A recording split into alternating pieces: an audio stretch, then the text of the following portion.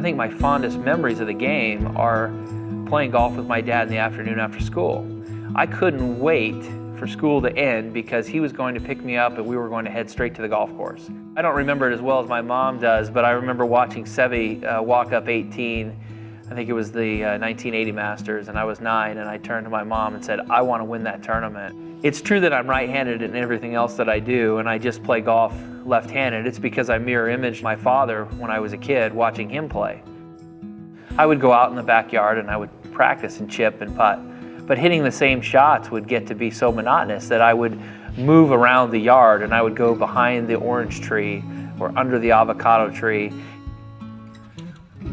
I remember working at a golf course, starting there when I was 8 and picking up range balls with a hard hat and a little picker because we really couldn't afford a membership at the time, and I didn't have the opportunity to play a lot of golf unless I did that. I'm very lucky to have, in my opinion, the best caddy in the game in Bones. Jim Mackay and I have been together for 18 years now. Bones does things that normal caddies don't do. But you know, I work for one of the very best players in the world, if not the best, so I better get my butt out there and be ready, you know, when the gun goes off on Thursday. He has documented my shots, distances, what club I hit, how I tried to hit it, how far the ball flew, what the temperature was, what the wind conditions were, so that we have a reference year in and year out as to club selection. I don't know of any caddies that are out there, you know, looking necessarily for a paycheck.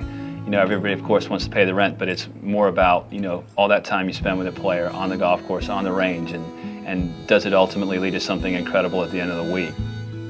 I think that to win tournaments on the PGA Tour, whether it's majors or regular events, you have to be aggressive and you have to take some chances. You cannot be passive and let everybody else make mistakes. For me, at the Masters in 2010, that shot was on 13. I knew that I could hit that shot. It was a critical moment, and there are sometimes you just have to challenge yourself and bring it on.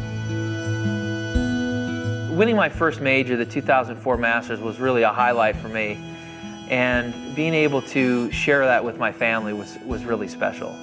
I had my parents there and we had our kids, and to be able to share that with your family makes it so much more fulfilling. And I still look back at the highlights of that tournament, and the thing that I can't get out of my head that is ingrained is a picture of me holding my daughters as I had just won.